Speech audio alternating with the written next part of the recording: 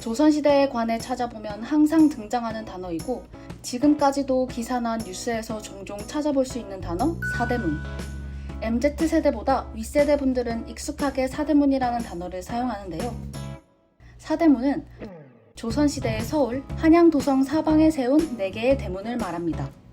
수도 전체를 방어할 목적과 도성에 출입하는 사람들을 편리하게 관리하기 위해서 지었죠. 얼핏 보면 위치만 다르고 똑같은 모습의 대문처럼 보이지만 각각의 문들은 건축적으로 차이를 보입니다. 우리나라를 지켰던 4개의 대문들의 공통적인 특징과 각자 가지고 있는 개성을 아키베어 TV에서 알아봅시다. 곰손으로 그려가는 사소한 건축 뉴스. 곰손의 그 사건. 우리나라 사대문은 동쪽에 흥인지문, 서쪽에 도니문, 남쪽에 숭례문, 북쪽에 숙정문이 있습니다. 이렇게 모아놓고 보니 사대문의 큰 특징은 돌을 쌓고 중앙에 출입구가 있고 그 위에 한옥이 올라간 모습이네요. 사대문의 출입구들은 모두 아치 모양의 구조인데 우리나라 선조들은 이 모양을 무지개 모양으로 둥글게 만든 문이라고 하여 홍예문이라고 하였습니다. 땅에서부터 수직으로 올리다가 정상을 향해 곡선으로 둥글게 쌓았죠.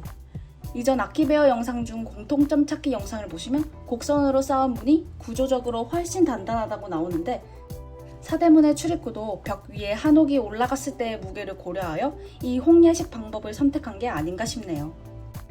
그리고 홍예문 위에 있는 외관이 멋진 한옥을 물루라고 합니다.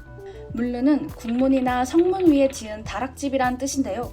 주요 성문에는 문루를 반드시 만들어 성곽의 위험을 더했고 비상사태가 일어났을 땐 지휘소 역할도 했답니다.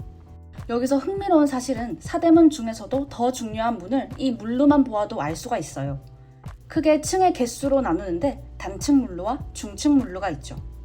주요 교통지에 놓인 흥인지문과 숭례문이 중층으로 세워졌어요. 숭례문은 그 중에서 가장 넓은 면적을 가졌답니다.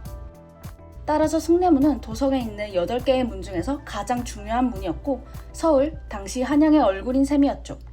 곰손의 그 사건. 지금까지 사대문에 공통적으로 적용되는 건축적 특징을 알아보았는데요. 그렇다면 다른 점은 무엇일까요? 다른 점은 주로 풍수지리의 영향을 많이 받아서 생겨났는데 제일 먼저 눈에 띄는 흥인지문. 흥인지문은 사대문 중 유일하게 옹성을 갖추고 있습니다. 왜냐하면 서울의 땅이 서쪽은 높고 동쪽으로 갈수록 낮아지기 때문에 군사적으로 취약한 점을 방어하기 위해서였죠. 성 밖에서 성문을 볼 수 없게 반원 모양으로 에워쌌습니다. 그리고 풍수지리적으로 땅의 기운이 약하다고 하여 그 기운을 북돋기 위해 원래는 흥인문이었던 이름에 한자 지를 넣어 이름을 고쳤다고 전해집니다. 그래서 흥인지문의 현판은 유일하게 4글자 정사각형으로 되어 있죠. 그리고 숭례문의 현판을 자세히 본 사람이라면 숭례문의 현판만 유일하게 세로로 쓰여져 있는 것을 알 수 있는데요.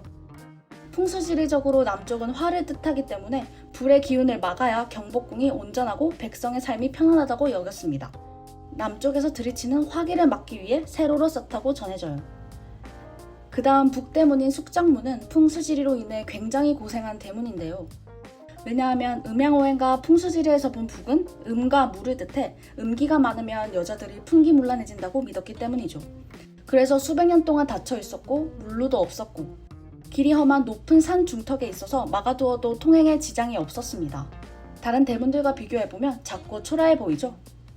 하지만 숙정문을 열어놓을 때가 있었는데요. 바로 나라에 가뭄이 들었을 때 화를 뜻하는 숭례문을 닫고 숙정문을 열어뒀다고 합니다. 지금 사진에 보이는 이 물루는 1976년 백악산 일대 성곽을 복원할 때 다시 건축한 것입니다. 그리고 지금까지 한 번도 나오지 않았던 서대문인 도니문은 지금 볼 수가 없답니다. 일제강점기에 도로 확장을 핑계로 철거되었고 철거된 도니문의 목재와 기와는 경매로 다 흩어져 버렸습니다. 다시 복원을 하려 했지만 도니문에 관한 자료가 대부분 없어졌기 때문에 과거의 사진으로 추측할 뿐 건물의 정확한 규모나 구조, 특징을 알 수 없게 되었습니다. 현재는 도니문이 있는 자리에 도니문 박물관 마을이 세워져 있습니다. 곰손으로 그려가는 사소한 건축 뉴스. 곰손의 그 사건. 단지 멋진 건축물이다 하고 막연하게 생각했던 사대문.